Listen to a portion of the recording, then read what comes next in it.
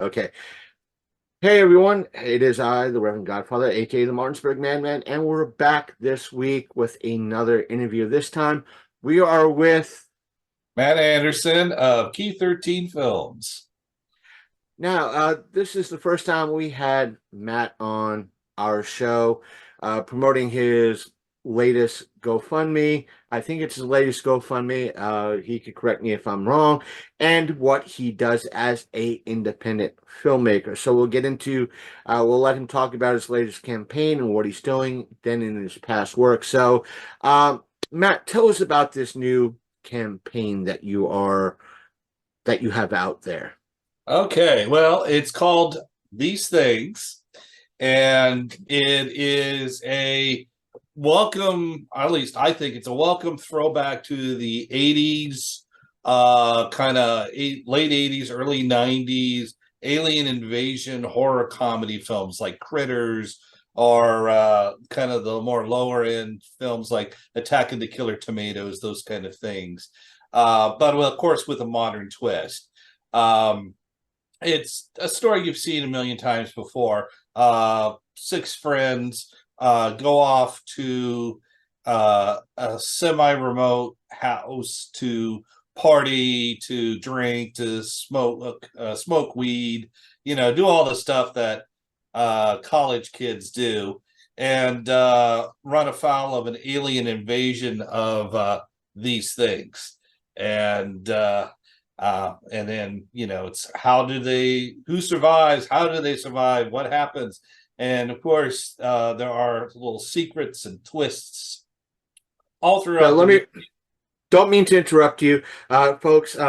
That is the name of the movie. So don't at me, don't at Matt saying, "Oh, you don't even know the name of your own movie." You're just calling it's the name of the movie. He ain't just forgetting the name of that particular object. It is the name of the movie. So don't worry about that. I'm not, even though, as he stated, it is a horror comedy. I Just to clarify, is this a homage to those, or is it's going to take its own route It's down going to that take road? its own route. It's definitely inspired by, but not beholden to. It is its own story. We have created our own creatures, thanks to Craig Sturts. He's our special effects master and creature designer. We're going to be doing practical effects, so it is definitely a more traditional film than modern films using CG or elements. No, it definitely is. You definitely will feel that it's definitely from the 80s and 90s, but it's very modern because there's a lot of modern things in that. So if you take a look at the trailer, it pretty much shows you just a rough idea of what we're going to be doing, which is available on YouTube. It's also available on our Key 13 Films website under the Cinephoto, which is our more um, sort of our fun, more interesting line. Key 13 is a little bit more on the dramatic side, a little bit more on the heavier drama with themes and stuff like that. Well, Cinephoto is just a lot of fun. We have Heavy Duty Man that's going to be coming out later this year, and These Things, which we will film in July and release sometime next year. Um, Uh, the main reason I ask, and I'm not putting you down at all or what you're doing, is that uh, I'd say about a year or two ago, I managed to catch David Kerr's Bloody Summer Camp. And even though it too had its own thing, I had the feeling that it was an homage to the slasher films of old. That's why I asked. So no offense to that. What for the folks at home that do you see a lot of these campaigns shared on their timeline or promoted through IndieGoGo or Kickstarter or sites such as that? What goes into these types of projects or these types of fundraising aspects that folks might not know? Well, a lot of it's fundraising is a very tough needle to thread.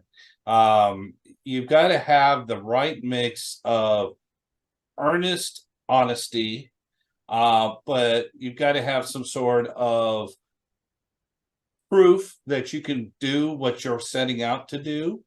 You also have to look at, for me, the biggest piece is the cost versus benefit ratio. And I know some of you folks out there, you hear that, your eyes just start rolling into the back of your head, and that's okay. Mine do too. But how do you offer things for a crowdfunding campaign that's going to get you the best bang for the buck? Because when you crowdfund, yeah, you get the money, but you also got to pay fees and taxes and other little things. So, you may give $100, but you may lose almost $10 of that just in fees and in processing and taxes and all that stuff. So, you have to make sure that you try to get the biggest benefit for the reward that you offer. And then of course it's tough trying to rise up above all the other funding campaigns out there. And there's some really great campaigns out there. And some do very, very well. They've got that thing, they've got that right mix of that they've got a proven track record, that they, maybe go out of their way to provide additional things. Dave Kerr does a lot of extra stuff to kind of try to keep people engaged and draw in. And that's one of the other toughest part, is keeping people engaged, keeping people wanting to come back and look. And just trying to raise above the sea of all the others that are out there. And, there will be times for any campaign where you're sitting there going, why is this thing getting all the money and we can't seem to get a dollar? We can't seem to get somebody to donate just $5. We just need $5. And it's because they have a bigger network, they have a bigger reach, they have an idea that people can understand or that they can get behind, or they have really big circle of friends. There's so many different things. So when you're doing a funding campaign, you really need to research, you really need to pay attention and understand that you may not get the money that you're looking for. With Kickstarter, it's an all or nothing. You either get it all or you get nothing. IndieGoGo is a lot more flexible. You can keep what you get, but is what you're going to get enough to get you to what you need to do? And so, trying to find that happy medium is a chore. These things is going to be a combination of private funding and crowdfunding. So, we're going to make the movie regardless of how much we make, but the more that we make on a crowdfunding campaign, the more we can do, the better special effects. And this Wednesday at 8 o'clock, on our Cinephoto and Key 13 Film Facebook pages, as well as all the groups that are associated with it, we're going to be doing, we're going to have a special announcement. We're going to show a lot of new stuff, specifically involving the creatures that Craig Sturz has designed. So, we're hoping that that's going to give us another push to get us to our goal. But if we don't, we're still going to make the movie. And we still have, right now, we have enough that we can make the movie that we want to. But we really want to make the movie even better. And the big part of that, and a lot of people may not always realize this, a good chunk of a budget, at least in my case, I'm not saying for everybody, but in my case, goes to the actors. That I'm trying to pay the actors a decent wage. That are not, I wouldn't call it a fair wage, because, if we were SAG, I'd be paying, a heck of a lot more. And I would love to, but, everybody is given the offer. If they agree to it, then they're that means they're good with it. Or if they're not, they'll pass, and perfectly fine. You gotta, if you for some, this is how they make money. Um, so you've got to, the biggest part of that budget is for the actors, and then for the crew, getting a cameraman who, or a cinematographer who knows what they're doing, getting a sound editor, sound engineer. It's one thing just to hold a boom mic. It's another thing to be able to split up the audio, and so that it's all not just one big loud noise. And then special effects. These things is a very special effects heavy movie. We need and we want to have original, entertaining creatures. These things are great. These are great, but these are only just part of it. And so, as you see on our poster and on all our different pages, we have these things with teeth. And trust me, it's going to be some. And on Wednesday, you're going to really see what kind of things they are. I think as someone who's when I've had funds to back campaigns such as yours, or some of the folks that I know in the community and had that funds to do it. I know some people might be skeptical to. There are some like me. It's like, hey, I know I'm backing, let's say, you because I know you. I'm familiar with your work. I know you constantly put out the movies and the product. Or David, same thing with David. He's always putting out good product, always putting out the movies. I haven't gotten burnt. Same thing went on the few occasions that uh, I've backed Darkstone and John Johnson. I've been on his team. I know these folks. I know they're constantly trying. That circle, trustworthy people doing it in the community. And I think a lot of folks, they might have that issue. Hey, why should I back? I don't know Matt Key 13. I don't know David. I don't know Darkstone. So how do I know I'm going to get burnt? I've got burnt in the past, so I'm not going to give my $5. And there's the whole other aspect is I don't want to. I'm not saying me personally. It's like, hey, I'm going to share this out. I know Matt does good work.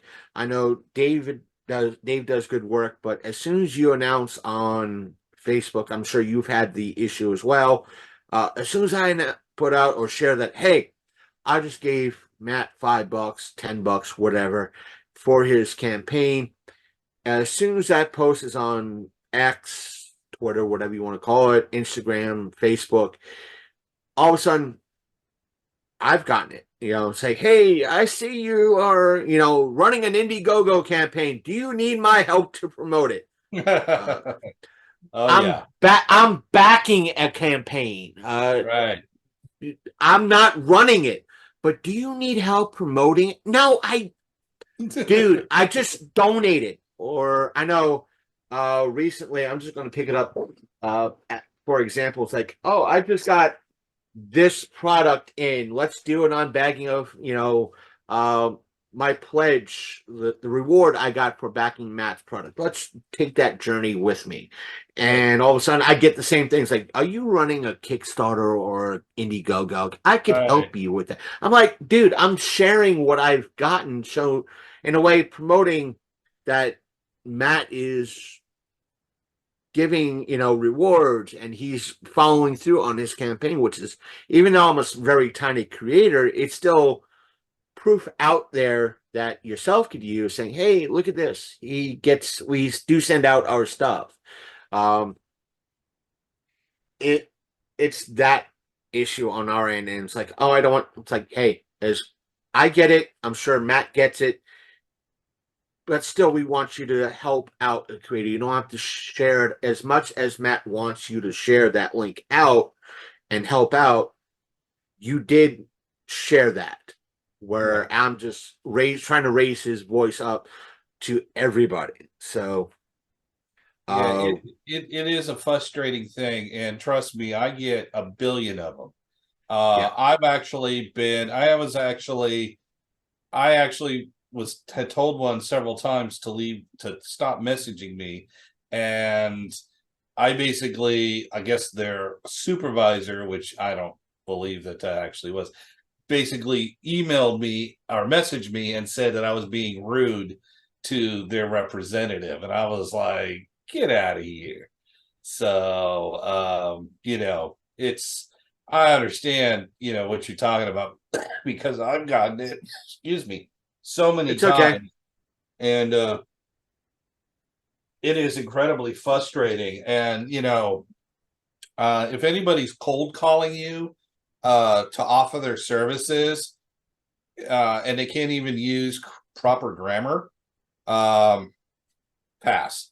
But crowdfunding is a difficult thing, and unless you've got the right, if you've got a social media manager, or you're very good at managing social media, you don't need those kind of things, and most of those are scams anyways. Right. uh if they can't, like I said, if they can't even a use proper punctuation in a sentence or capitalization, you're automatically suspect that it's some sort of Autobot, some sort of machine that's basically just sending out a million emails, and hopefully nobody gets caught I'll say sending this. money to those people. I'll agree with you on that. On my side of the community, so to speak, it's always cold calls like, "Hey, do you want more followers or more X, Y, and Z?"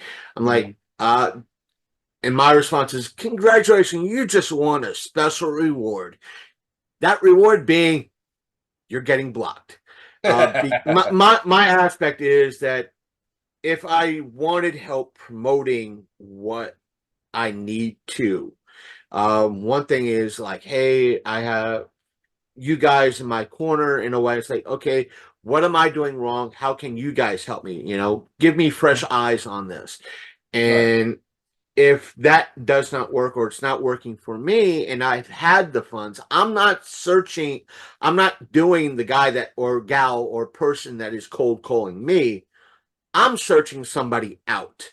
right, Or I'm going to you. I'm going to uh, Matt Burns. I'm going to other people that have done it or might know people that are credible and reliable that I can trust. That yeah, they're going to quote me a number. I'm going to try to meet that number, and they have that track record. I'm not going to do some weirdo that is, hey, I'm from Fiverr. Now, I've on my show with my intro for the folks who have listened, I have what I've nicknamed my voice of God, and I'm using for those listening, I'm using air quotes. The gentleman that you hear in my intro, on the audio side, outro, and the breaks and the bumpers and all that, um, he did do a side hustle with Fiverr, but he was a radio person when he was alive, and he did a lot of stuff for radio. And he offered like a Christmas present for anybody who wanted it in the podcasting community to do intros, bumpers, and so forth and so on to use. But he's like, hey, if you want me, yeah, I have an account on Fiverr. Yeah, he's somebody I would have trusted, and if I wanted more, and I would have went to him if he was still alive. And nothing against him. And the reason why I call it, folks at home, this is a little inside on my end. The reason why I called him my voice of God, even though he's passed away, is uh, folks know that I'm also a fan of Coast to Coast AM, and they're the person that does their their bumpers, their intro. They nicknamed their voice of God because he has that deep bass voice. I'm like, hey, why not? He's got deep out. Give him credit, raise him, put him up on that pedestal. And hey, why not? He's our voice of God. Um, so he's that. To kind of move things along, how did you get into filmmaking and why? okay, well, there's quite a few different threads on this story. I will try to put them all together as best I can. um I primarily, um I started off writing reviews for movies, um, for Japanese animation and Asian cinema. Then started going to conventions, started doing photography, and then I got interviewed by a show called Behind the Set, created by Rose Genevieve, and she needed some help uh, doing some interviews on a film set. So I went with her. That film needed some help. I helped out. That kind of got my foot into the community. And then after a couple of years of helping out others, I and a couple of friends decided to create Key 13 Films. That was we just celebrated our 4-year anniversary back in November. Um, excuse me.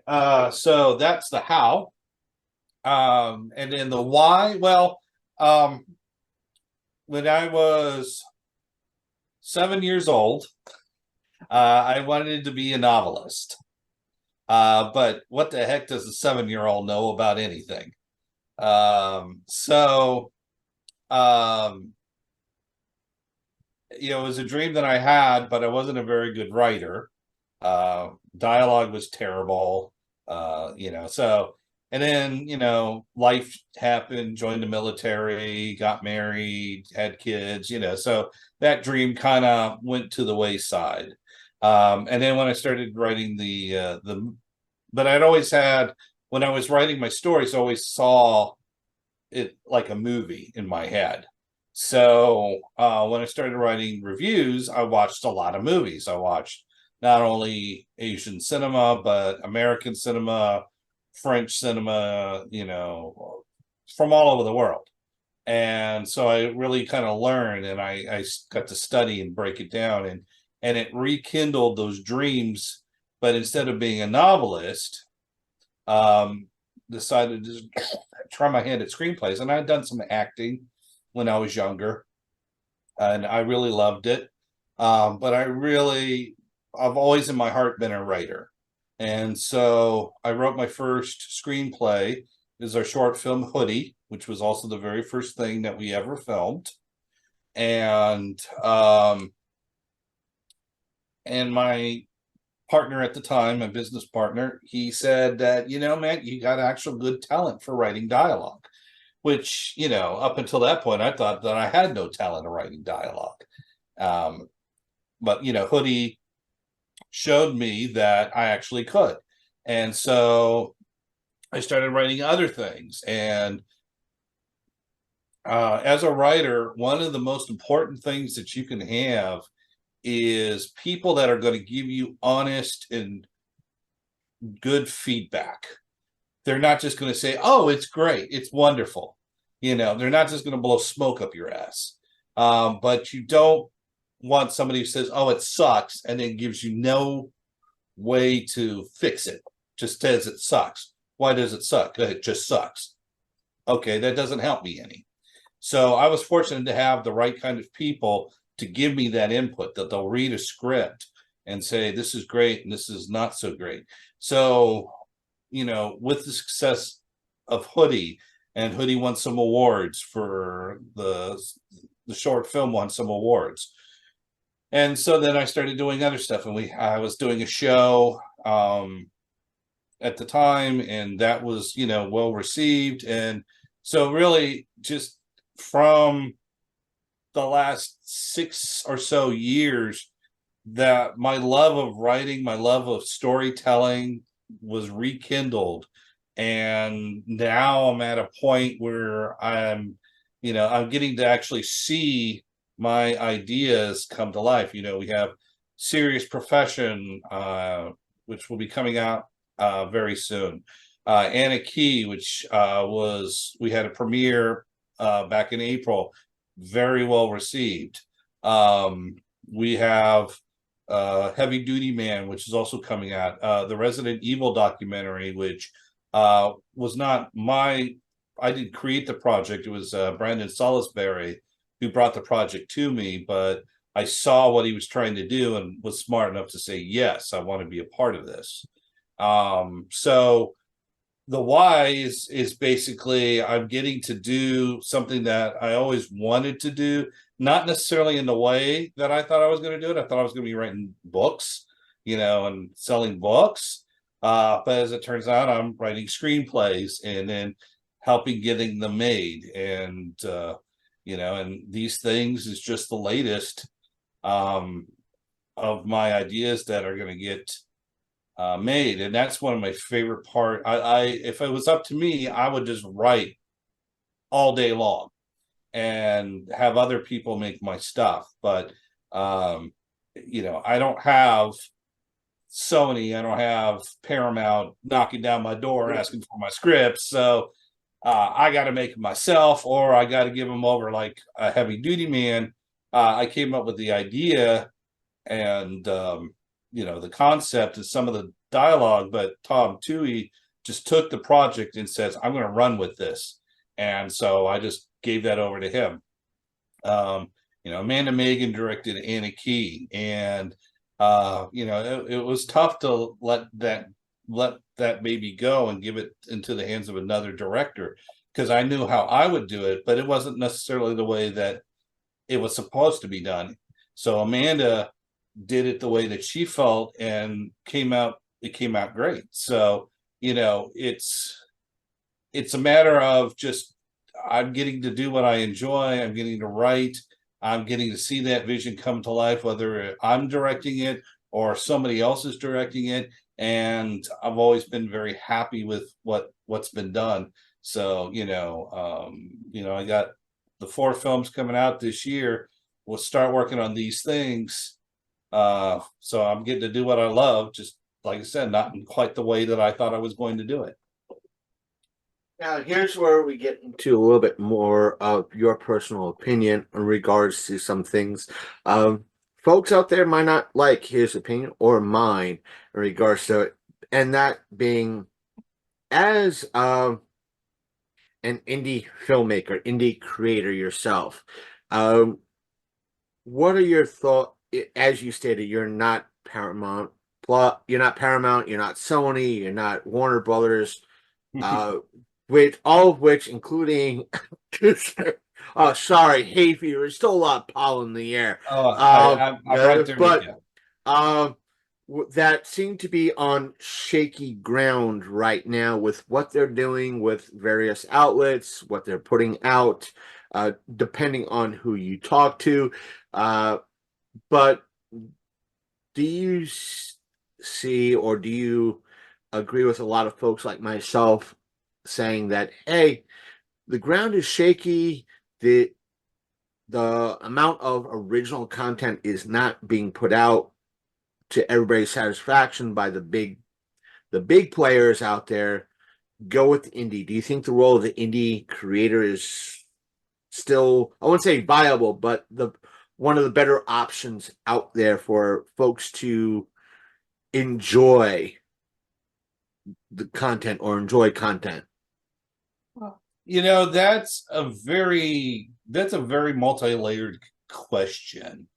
Try your best. All right. So let's look at it from the 1,000-foot view, which is the big studios. Okay.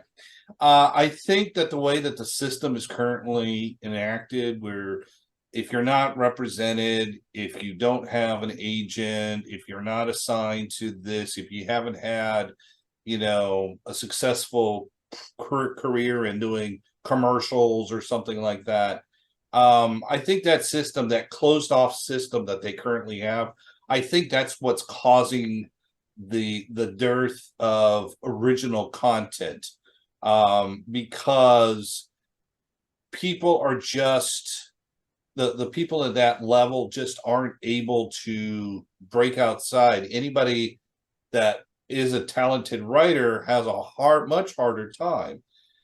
They have to make an indie film. If they're lucky, they'll get like Blumhouse or A24 to make their film. And then if it does well, then they've got that foot in the door.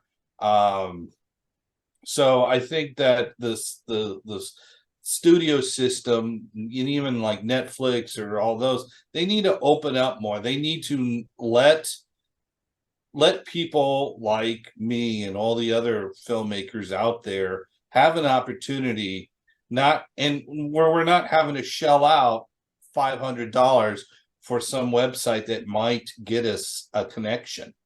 I think that if they opened up and let more of us in, that there would be more opportunities for some really great indie filmmakers to really show their stuff and create far more original content than either rehashing a previously used um, uh, IP, or like like the Fall Guy that just came out.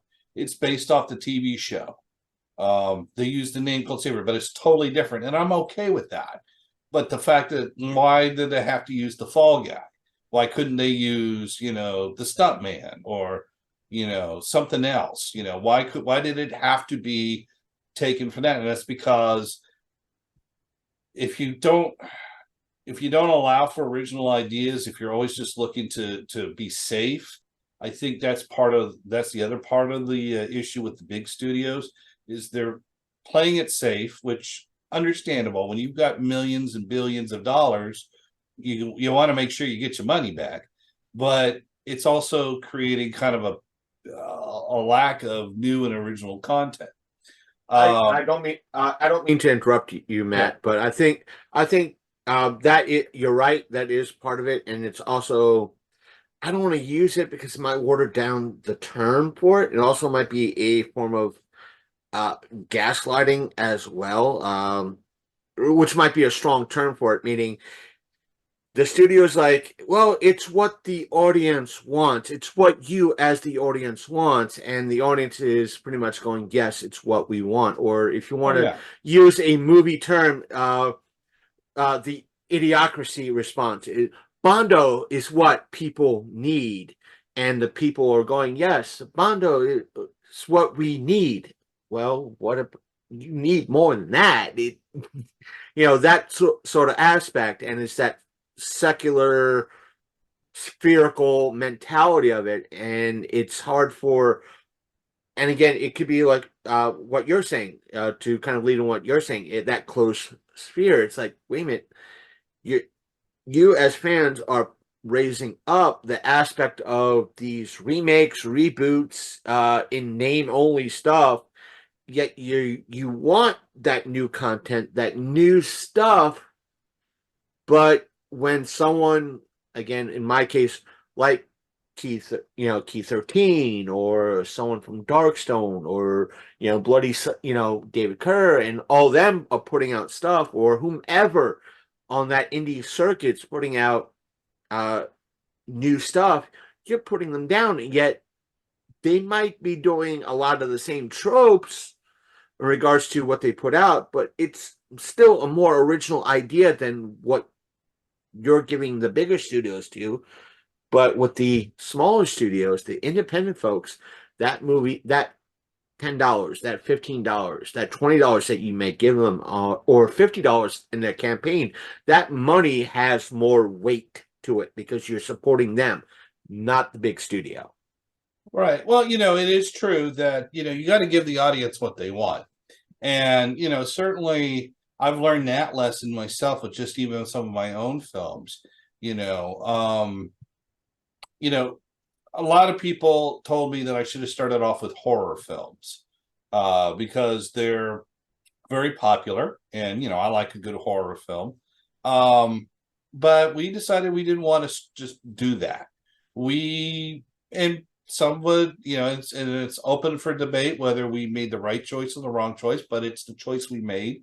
We stuck with it. So our first film was Serious Profession, a crime drama. Um, and I don't apologize for it. I realize that the movie's probably not going to be as commercial as something like These Things will be, but that's okay. With being an independent filmmaker and you're not you're not bound by what the studio says. You can create whatever you want. And that's the freedom of being an independent filmmaker. You could do anything that you want, provided your budget allows for it. If you want to do a great space epic, but you only got $100, it's you're going to be getting little models like this and putting them on string and dangling it around in front of a screen full of holes poked through with a light shining through it. But That's how my love of old school sci-fi got started. Watching it on uh, uh, back in the 80s, watching all that, yeah, call it schlock, call it garbage, call it the popcorn of the era of watching it on like the daytime movie hosts similar to Elvira and all that, or Dr. Morgus, watching that stuff on independent stations where it was not little thin thread, black thread on a black background. It was rope tied around a fire extinguisher that somebody brought in from their vehicle. And granted, it's the independent stuff. It's how minds like got that in Toho. Folks, for those who know Toho, it's that enjoyment. It allowed, yeah, you're right. That $100 is not going to go far. And to kind of tie in with what you said in regards to crowdfunding, that's why a lot of creators like yourself might say, hey, though we met our goal, though we met our, let's say, I'm going to lowball, let's say $10,000 goal. Let's see if we get another 1,000. Let's see if we get another 5,000 or whatever. That way, the taxes and fees are covered, and plus we get to give you a little bit more. The more we get, the better our product is going to be for you. Right, and that's always what you're trying to do. And going back to the original question on original content, indie filmmakers usually kind of fall into two camps. There are completely new ideas, and then there's ideas that have been done before. And there is no right or wrong way, just because I may not like this kind of film because I feel it's derivative, doesn't mean that it's not going to be a good film. It just means that it's not the kind of film I want to do. And so, again, that's where the freedom comes in, is any filmmakers can make whatever they want. And in many ways, which is different than the studio system, but also similar, by investing in those films through the crowdfunders, the audience is telling people what they want. If they want this kind of film, they're going to put more money into this kind of film. If they've enjoyed the other films that person has made, they're going to put more money into that film, into that latest film from that filmmaker, because that's what the audience, they're giving what the audience wants, and the audience is saying, yes, I want it. And I think that's one of the best parts about it. It's also one of the most frustrating parts, because, even all creators go through this, and I see this all the time, is they're all sitting there, and I'll admit it even happens to me sometimes, where I'm sitting there going, okay, why is this thing getting so much money? Why is this thing not getting a dime? I think this is the better concept than this one. But apparently I'm in the minority because people think this one is better than this one. And it's the free market. It's the way that it's always going to go. People are going to invest in, watch, want to see things that they feel that is going to match what they're looking for. And if it doesn't mean that your idea is bad, doesn't mean that your idea isn't wanted. It just means that you may have to push a little bit harder to get people to see what you've done. And and then that is its own reward in its own way, because if you can get people who at first were kind of ambivalent or on the fence, and then suddenly they're in, and then you put it out and they're like, okay, you know what? I was wrong about this one. I'm going to help this guy out on the next one, because the next one I'm hoping is going to be just as good as this thing. And if you've done that, that's its own reward and its own victory.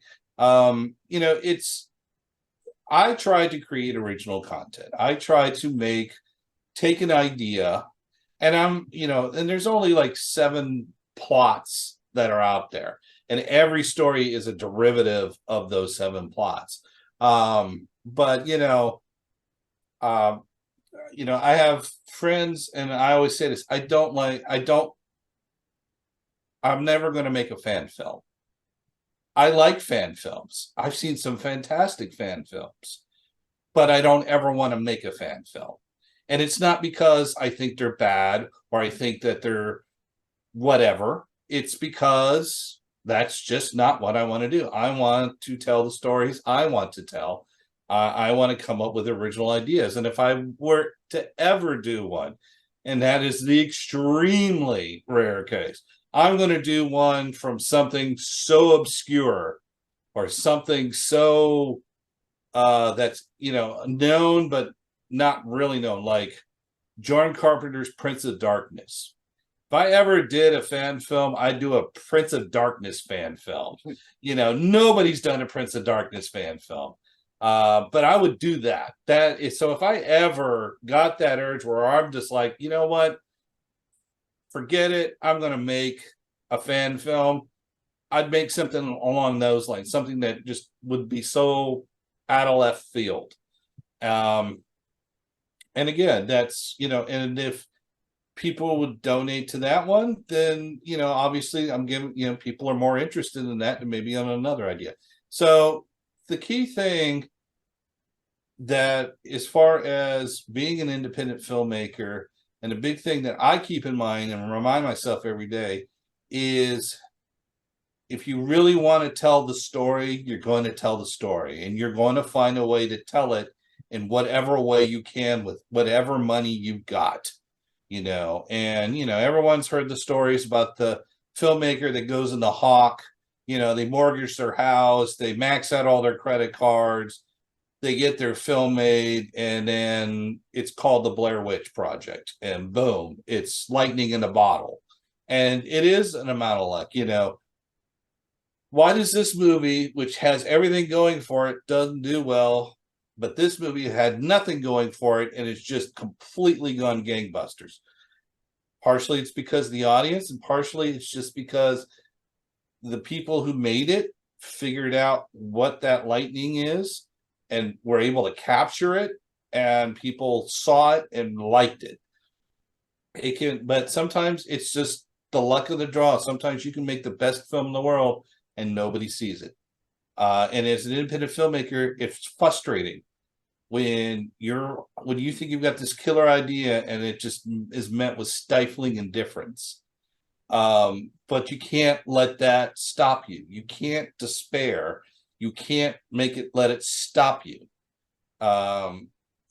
You told your story. They didn't like it. All right, find another story. See if they'll like that one. If they don't like that one, find another story and keep doing it until you find that story. And one of those ideas, one of those projects will hopefully at some point be that lightning in a bottle that gets you to where you need to be. And every crowdfunder you support, whether it's mine or it's somebody else's, and I'll post crowdfunders for other people that I know on my personal Facebook page, even though I'm trying to get people to donate to mine. I'm not going to be that guy that sits there and goes, well, if you're donating to him and you're not donating to me, then why would I help them? Well, because every independent filmmaker who makes a film just helps us grow and develop. And if we spend that time working together to try to, make this community bigger, better, and badder than it is, then we've really done something great here, and we've given opportunities to the next batch of filmmakers. It's the aspect of the rising tide raises all ships. Right. And there could be also aspects of you helping out, you donating to one creator and they helping you out on yours, and therefore spreading the word. And the word does get folks. Trust me, I spoke to folks like Matt, like Dave, and a whole mess of other creators out there. Word does get out about other creators that are not that trusted or as sketchy. Uh, so sometimes you get to hear what goes on in the the community, and I'm happy to support folks like Matt, like Dave. Hopefully, we'll get Dave on not at some point again because I think he's been itching as well. But as a fans aspect, as Matt stated, it is our job to kind of vote with our wallets, and Mhm. without us voting what we want and how we want it and who where meaning, yeah, when you go to see a movie such as the Mario Brothers movie or the current Planet of the Apes movie, yes, you're voting with your wallet in regards to that's what you want. But if you have that aspect of, oh yeah, the new Lord of the Rings search for Smeagol, I don't want to see that. Yeah, you vote with your wallet, find out, do a little bit of digging, doing a little research, and find out who is a decent independent creator like Matt. That 10-20 bucks that you could be spending on a ticket to see a movie, you could be spending that 20 bucks and handing it to a creator, which that extra 20 bucks could go a long way to help someone out like Matt. And folks out there, I will open the floor to hear Matt's opinion on it. I know there's folks like myself that pretty much live in basic, that have a very small place and live in a closet. You heard me say many times that I'm a supporter of both digital and physical media, regards to it, because physical lasts a long time. Digital also benefits folks like myself and many other fans in regards to, uh, hey, I don't have room for physical, but digital is out there. But I want to hear Matt's take on digital versus physical. Matt, please take that away. I know it's All a right. complicated. I know it's a complicated answer as well. So feel free to But chime in. well, actually, for me, I am in favor of both. Having physical media is great. There is truly nothing like picking up a DVD or a Blu-ray, holding it in your hand. The frustration of getting that stupid sticker, the tamper-proof sticker off, and it leaves residue. And but then you open it up, you get hit with the smell of of unsealed DVD or Blu-ray freshness, which smells like chemicals. But you see it. Sometimes there's a neat little booklet in there, or you get the steel box that it's got that satisfying clank when you open it up and you look at it. And then plus, when your internet goes down, physical media is always there for you. And sometimes there's things that you can't get a hold of on digital. It's only available on physical media. I collect laser discs. Okay, so I have a huge amount of physical media. You can actually see right over here, this thing right here, that's full of Asian cinema DVDs and Blu-rays. All right, and that is the smallest part of my collection.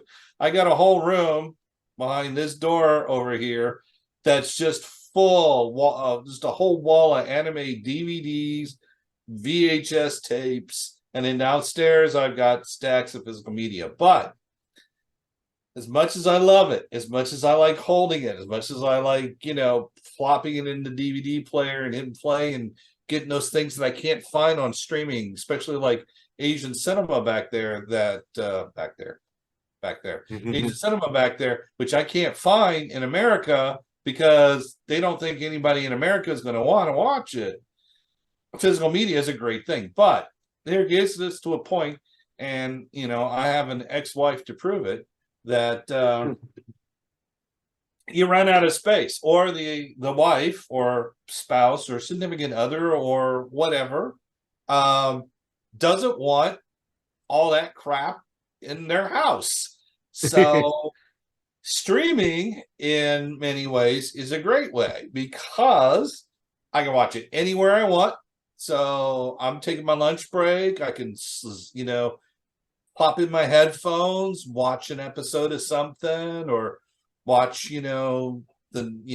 some movie or something, provided, it's not anything that's going to offend my coworker if they walk by. Or I can be, my son is getting blood drawn, and I can pop in one of the Pink Panther movies, and he's sitting there, just laughing and giggling while something he hates getting done is being done to him. So, and I can watch it anywhere. I can watch it anytime. I can watch it on any device, my computer, my cell phone, my TV downstairs, my TV upstairs.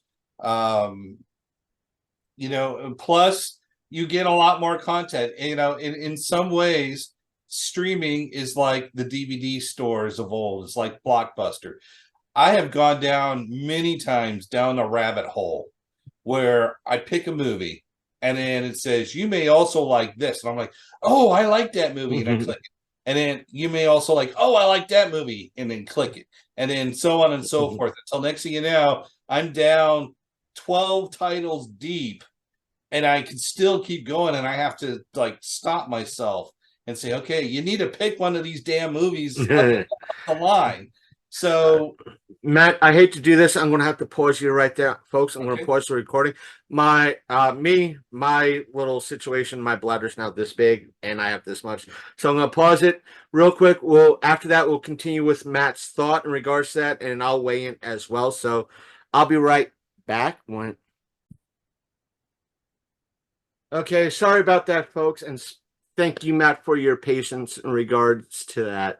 And I agree with you. You do a lot of folks, as like myself in the original days of Netflix, going down that rabbit hole regards to streaming, and even friends when I was during tight times financially, and they did allow password sharing in those days.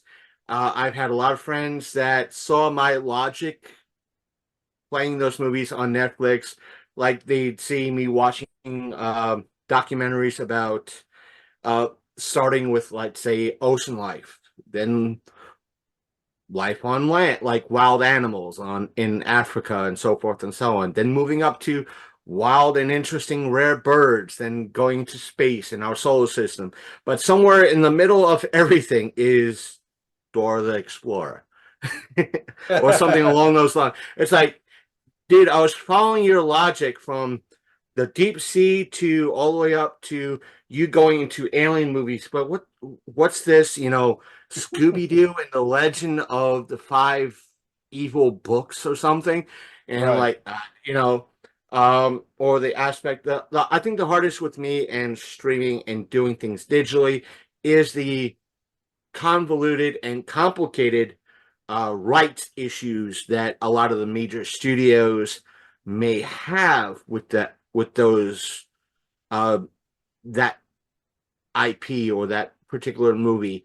Uh, I could name a few offhand. One of which is, I could say, Pump Up the Volume is one. Night of the Comet is another. Uh, there's always, the list goes on and on, because I could be scrolling through Tubi or Pluto TV, and I could see those movies streaming for free, and I'm wondering, it's like, I want I want to give you, Voodoo, what's going on? I want to give you my money. Why don't you have this? They're streaming it too. I want to give you my money, so if it leaves Tubi, I have it to watch. What Right. you know, um, so it is that sort of things. Like, it's both wonderful and interesting thing. And plus, um, the physical aspect of things is seeing that connection with someone like yourself, getting that DVD and seeing, in a way, the end product, having that end product in your hands as a consumer, as a backer, as a a fan of that. And it's a weird and wonderful aspect. And I think you could, this also touches on what we might have talked about, or what you've talked about in the past, is that sell. Going to a convention, whether it be a horror convention or a pop culture convention, and trying to convince that ticket holder why your stuff matters. Hmm. Yeah, and again, when I go to when I go to a convention, I'm usually there just to buy DVDs and Blu-rays, because more than likely they're not going to be anywhere available but on that physical media.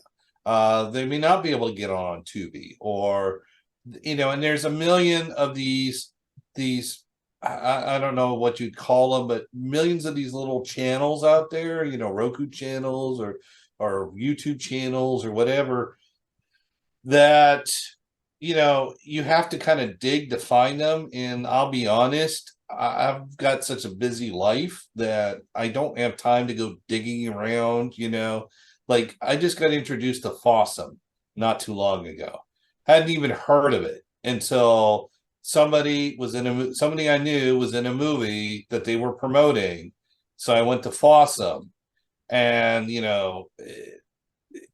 so when I go to a con, I like buying that physical media, because that may be the only chance that I get to see it. And I have friends who buy physical media. So, my friend Tom Toohey, who directed Heavy Duty Man, he dropped off a couple of movies for me that I wanted to see. So now I can actually watch them and not have to try to pay money to stream them, or, one of them is not even available for streaming. Probably never will be available for streaming, but I can do it because I got physical media. So, you know, there, you could argue on both sides of that one. We could keep doing that all night, but I like them both. And I still collect. For me, if I'm getting a physical media something, it's either something that I truly, truly adore. Like, I bought the Blu-ray of Airwolf, all 4 seasons. I love Airwolf.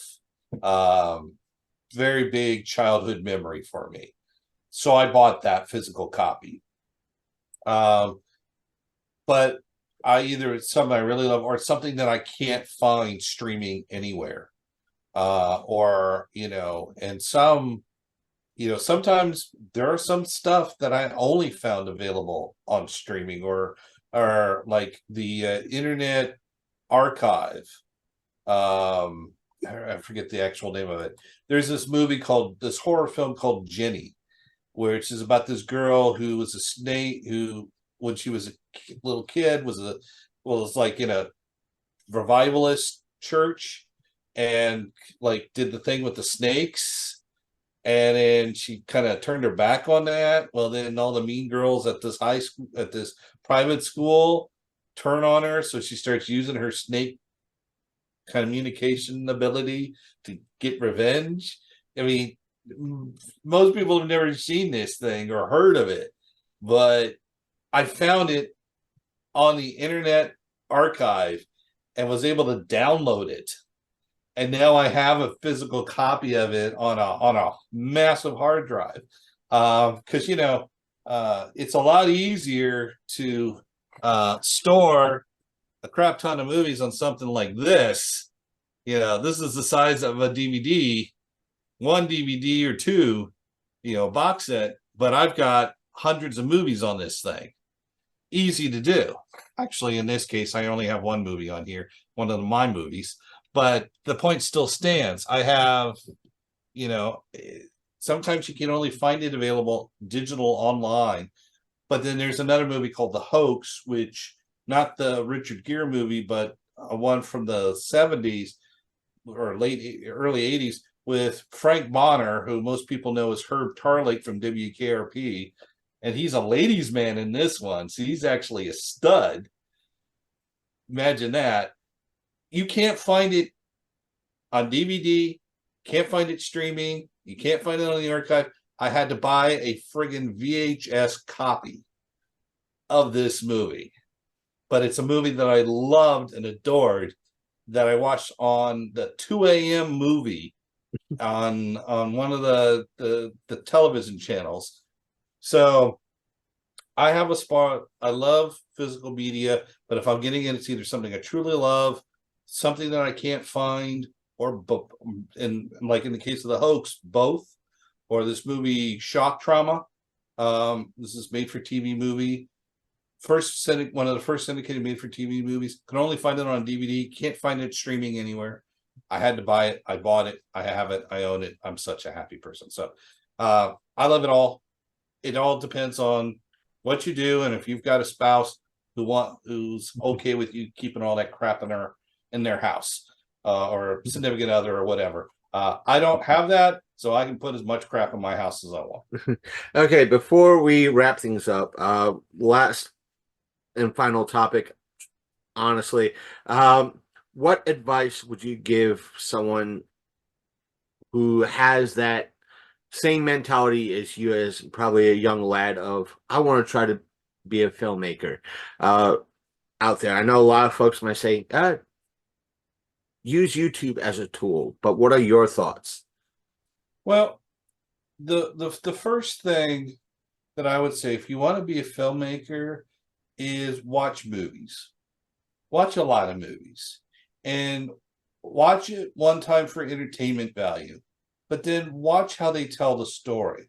Watch how the characters are. Can you get a sense of a character from the first minute they're introduced, or are they one dimensional? How did they do a shot? How did they film it? What is the message they're trying to do? When I write, the reason why I think I'm a better screenwriter now than if I had started it maybe when I was back in my novelist phase is because writing reviews, you are forced, well, not forced, but you have to look at a movie beyond just the surface. What is the movie trying to tell you? What are the characters? Who are the characters? Are they fully fleshed out? Are they, or are they just there to be there? Once you've done that, once you've watched a lot of movies, then start studying. And you don't have to go to film school. There are, as you said, YouTube. There are books right behind me. We're actually right over here. Are shelves full of books on filmmaking. Because even though I knew quite a bit, I knew I didn't know it all. And so I bought books and read those books. And then once I've watched a lot of movies, understood the mechanics of it, once I've studied books on it, what to do, how to film, how to do all that stuff. If you're going to be a screenwriter, you need to read scripts. You need to read a lot of scripts. You need to understand the rules. There are rules. Granted, they're not hard and fast rules, but there are basic rules. You got to know what a slug line is. You got to know what an action line is. When you're introducing a character, you got to put it the first time they appear in all caps. You need to know the mechanics of filmmaking, and if you're going to be a screenwriter, screenwriting. If you're going to be a cinematographer, cinematography. You need to know what an f-stop is. You need to know what the exposure triangle. You need to know how to frame. You need to know how to not just plunk down a camera on a tripod and say boom, it's there. You need to be able to know what to do. What's a push in? What's a pan? What's a zoom? What's a jump cut? And that's even for like the editing and stuff. And then once you've done that, find a mentor, find 10 mentors, find as many mentors as you can get, real mentors, and have them show you how to do it. The spark is going to be there. And yeah, you can just jump into it with no knowledge whatsoever, but your film is more than likely going to implode because you're not going to have the mechanics, the pieces that you need to be able to keep it all together. And making a film is not just plunking the camera down, getting a bunch of people and say action and cut. That's not what making a movie is. Making a movie is creating getting a screenplay, creating the characters, getting the right actors, having them in, getting the right people behind the camera who can give you you see the vision in your head. They need to be able to put it there for you. They need to be able to record that sound for you to give it the best possible sound. They need to light it right, and you may have to learn how to do all that stuff yourself. I did, you know. But if you've got people that that are going to be able to help you, that are going to be there for you, that are going to give you what you need. So the big suggestion is study, learn, get help from people who know what they're doing, and remember that every mistake you make is just one more opportunity to learn.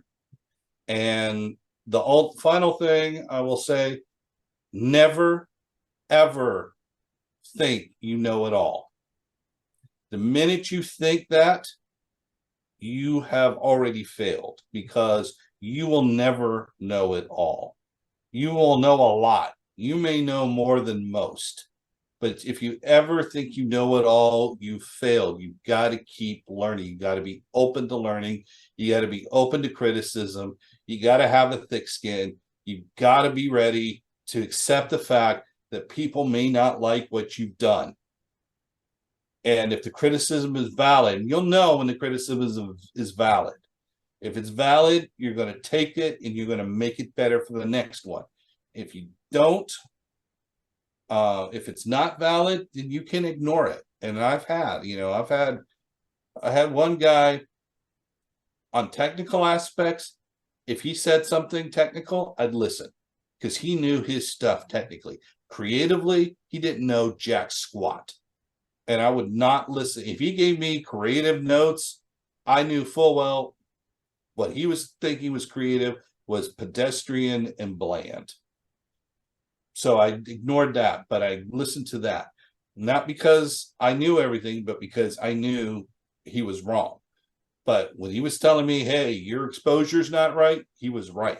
And I listened and I made sure that I did that. And you've got to be willing to do that. You've got to be willing to keep learning, to keep growing, to make mistakes. And no matter what, don't let anything discourage you. You will get discouraged. You will have your moments, and I have them more times than I care to admit, that I will sit there and I go, why am I wasting my time on this? Why am I doing all this stuff? And then I sit there and I look at something else, or I read a screenplay that I've written that I'm thinking about producing, or an idea comes in my head and I go, that's why I do it. And I do it for me. I don't do it. I try to do it for the audience. I want the audience to enjoy what I do. I want them to see what I've done. I want them to enjoy the experience the same way I've enjoyed the experience. But ultimately, you got to do what you feel is best for you and for the film. And just be ready to keep learning and understand that it may fall on deaf ears, so to speak, but if you do it for the right reasons, if you're doing it, you go into it just to make money, and certainly you want to make money, but if that's your only goal, forget it. Yeah, you can do it. I'm not saying that there aren't people who haven't done it, but for me, that's not my motivation. My motivation is to tell the stories I want to do, and hopefully be able to tell the stories that and people like those stories, then I can keep telling more stories, and keep learning and keep growing and keep getting better. And if you do that, you'll have a successful career, whether you make $1 million or you make $10,000. If you're doing what you love and you love doing it, there you go. Just And keep doing. the fans will, if you do it right, the fans will follow you. They will support what you do. As Matt stated, surround yourself. Yes, you're going to need a few yes men, and you're going to need a few no men. But as Matt stated, the reason why I'm gesturing to my my left is because on my screen, Matt's on my left. But uh, as Matt said, if those people are closer to the center, meaning they're giving you valid criticism, meaning valid stuff like, hey, don't do this. This is why I don't think you should be doing this, and valid reasons as to why.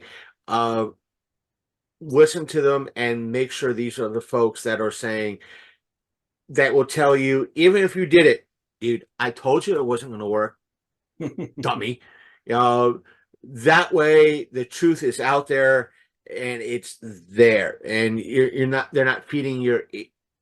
Avoid the ones that are not feeding your ego, and avoid the ones that are toxic.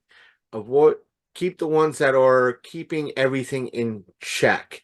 I know it's tough to do. It's going to be tough out there, and to add to what Matt has stated, the reason why I brought YouTube, yes, that you have a lot of aspects of training aspects on YouTube. YouTube, the communities there can be toxic as well, but sometimes getting started, getting your that rough cut out there, where there's, I want to try this. I followed what Matt said. I've read everything. I had a few mentors. I worked with someone like Matt. But I did all the training. But I need to be on my own. Everybody has a phone in their pocket. Start simple. I'm Work your way up. Do it. Post it on YouTube. That way, if it's a 5 or 10 minutes short, that way you're getting something out there. That way you're getting your feet wet. You have uh that was I'm trying that catalog, that portfolio. That way you have a way of the fans finding you in the essence and telling you, hey, I like this style. I also like this style.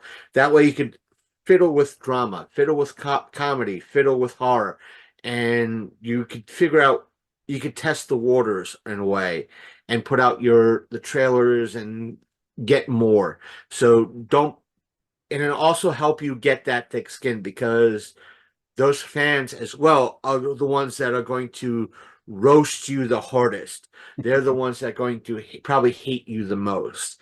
And yeah, you're going to hate it. And the ones that are going to stand by you are the ones that are going to like, hey, I saw your first film. It stunk, but I saw where you were coming from and I enjoyed it. And personal experience to tell Matt, I did that with Dave when I first spoke to him a few years ago, and he was like, "Wait a minute, you saw my slasher nurse?" I went, "Yes." He said, "That was my first film. I screwed up so royally. I was learning so much doing it." He said, "Man, that was hard." I'm like, "Dude, I saw the issues you had with it. I saw it, but I saw the potential there. I don't." Yeah, they're wrong as a viewer, as a fan. Yes, there were problems to it. The audio, the lighting, but I saw the core was Mhm. there. It was a diamond in the rough. And what happened? Uh, Q, several years later, he's currently, I think, in the editing phase of the remake of Slasher Nurse, and it hit uh I want to say, for I don't want to toot his horn, epic levels of funding, and he got a wonderful cast in. and I think he's in the again editing phase now, and he's working on raising funds for another project. It's that as a fan, and probably you as a filmmaker as well, seeing someone with humble beginnings say, "Hey, I learned so much, so I'm going to look back at my back catalog and like I can do that better now. Let's see what we can do." So, Yeah, you're absolutely right. You start off small, and that's what we did. We started off small, and we got bigger, and we grew, and we learned. And I learned a lot from every film that I ever made. And again, if you've got the right people that are giving you good advice, good suggestions, good recommendations, there's no limit to where you can go. And yeah, Dave, you know, I have the utmost respect for every filmmaker that they say, yeah, I made a lot of mistakes on my first film, but I learned from them, and my next one's going to be better, and it is. And then my next one is better, and it is. And so on and so forth. Dave Care is a great example. There are a lot of great examples out there where you watch their first film and you're like, yikes, what the hell? And then the second film they do is better. And then the third film they do is better. And if they're willing to admit their mistakes, you've already won that half the battle right there, is because you realize what you've done. I learned a lot on Serious Profession. That was my first feature film ever. I learned so much on that one, what to do, what not to do. And you know, and so when Anna Key came along, again, I learned what to do, what not to do. And Amanda was directing that one. I was not directing it, but I watched what Amanda had to go through, and I, saw what she was dealing with. And so I learned, okay, I need to handle things that way, or I need to not handle things that way, or look at things this way, or look at things that way. So she taught me a lot. And then so now that I've got these things, and again, that input is valuable. The original script for these things, my business partner at the time hated the characters. He didn't like anybody. None of the characters were people that he cared about. And you can't do that in a horror film. You got to have people you care about. So I had to rewrite it because his input was right. These people were not great people, but he gave me the tools that I needed, told me what was wrong with them. I fixed it. He said, oh, these are much better people. I like these people. And that's because, so now I keep that in mind, that I got to make characters that you like in everything, even in a movie like Sexy Sorority Sisters of Death. Okay. Yeah. There's going to be a lot of women whose whole purpose is in there just to be killed. But at its core, you still got to have characters that you like and love. And I've taken that lesson and learned from it. And now I apply it all the time. And if you do that as a filmmaker, whatever aspect of filmmaking you make, whether it's writing, cinematography, directing, sound, whatever, you can do that, you're going to go far. I'm gonna, I'm gonna share a story. I'm gonna do it, folks. You could actually back me up if I'm wrong. You go into our archives and listen to the interview and actually call me out on it. But I'm going to relay the story to Matt before we go. And I interviewed Monique Dupree a few years ago, and recently rehashed the interview a few weeks ago. So you're able to, folks at home, if you're watching this, head on over to our audio outlets to listen to that interview. Uh, but when I was talking to her in an interview, she was telling me how she wanted to uh, direct a little bit. And at that time, I think she still is friends with John Johnson from Dark Stone Entertainment. And he let her do the lead, like, and she was saying that he pretty much stood back, and when she had trouble, that's when he let her do the directing and all that, but he was there to give her pointers, give her support, and when things got too difficult, yeah, I think she said he stepped up to be the lead, to be that mentor, like, hold on, let me handle this. I know what I that you need to do right here. This is how you handle it. But for the most part, she did it herself. That's again to as a point that Matt did said earlier, having that mentor, somebody with experience to kind of not so much hold your hand, but if you want to use a riding the learning to ride a bike reference, having somebody there to hold that seat for a little while that will let you do it. But if you are starting to wobble, they'll grab a hold of that seat to help you along. Right. So, Yeah, and you gotta, that's, you know, everybody's story is different, you know. And Amanda had to pull me aside because and she says, look, Matt, I know you've got your own way of doing things, but I need to do this my way. And she was absolutely right. And so once we had that conversation, I, if she needed my help, I gave the help. If she didn't need my help, she did it on her own. And, once we had that understanding, she made a wonderful film. And, as a director, and, she also helped me. She was a co-writer on Anarchy. So, you know, not only is being a mentor providing the help when they need it, it's also being smart enough, or, sometimes you have to be told, because I'm a bit of a control freak, I admit this, that you got to be told, look, I've got to do this my way. And that's what happened with Heavy Duty Man. Tom, when he says, look, I'm going to take on this project, but I got to do it my way. I appreciate the support. I appreciate the idea. This is my film. I'm going to do it my way.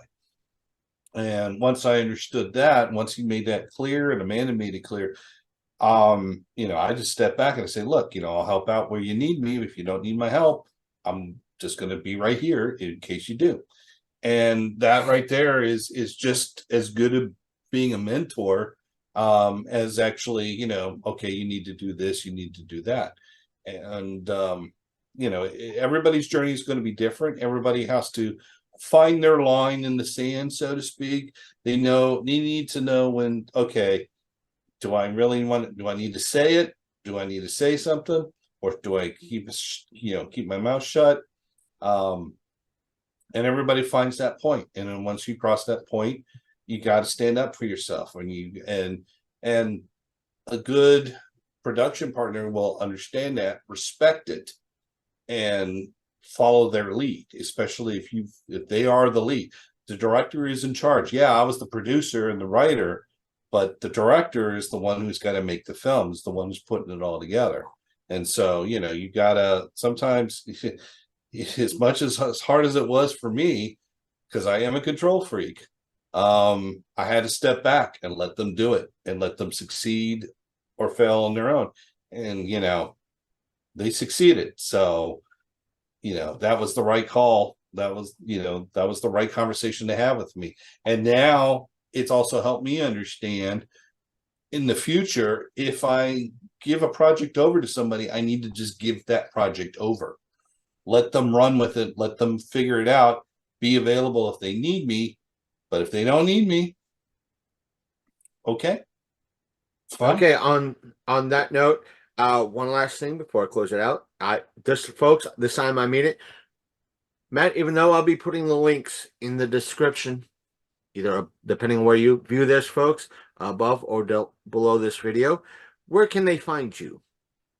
Okay, well, the easiest way to find me is on www.key13film.com, not Key13Films. There's no S. Key13film.com.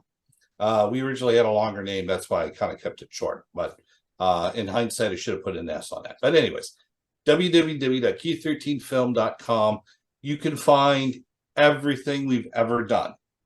Our set of, as I said, we have Key 13, which are films like In a Key, and our short film One Last Toast that just came out, which are a little bit more heavier subject matter, or a little more one idea that I have called Following, which is going to be a kind of a psychological thriller. So very deep, very heavy. And then we also have our section for Cinephoto, which are our fun, more I don't know, they'd be commercially, but more fun, like These Things, Heavy Duty Man, Sexy Sorority Sisters of Death, which is one possible future project. So you can find everything you need, all our social media links, link to our YouTube channel, link to our Instagram, everything you need to find us is there. You can also find us on Facebook on Key 13 Films. You can also find us on Cinephoto. We were originally doing movie pages for each of our movies, like Series Profession and a Key, but the upkeep on that is so much. I'm just consolidating it and just keeping it on those two pages. But again, you can find everything that you need to. We also have Key 13 Photography Studio, which we also do video production there. A couple of shows that we've done are listed on there. A couple of short films have helped out on other films like Mark Burns. A couple of Mark Burns films. He used our studio for some green screen and some other location stuff. And of course we do photography, we do headshots and all that stuff. So everything you want, www.key13film.com. Key 13 Films on Facebook, Cinephoto on Facebook, Key 13 Photography Studio also on Facebook. And from there, you can get to everything else. That being said, Matt, thank you for being on. And folks, thank you for watching this if you made it this far. As always, if you're watching this on YouTube, please, if you like this video, hit that like button, hit that subscribe button to see any upcoming videos that we might release. If you're listening on the audio side, please hit that follow button on your favorite platform and leave a comment if you're able to. And if you are an upcoming filmmaker, I hope you learned something today, and we hope to see you on your journey into this world of filmmaking. So once again, that's Matt, depending on where you see his image. I'm the Reverend Godfather, aka the Martinsburg Madman, and I'm out.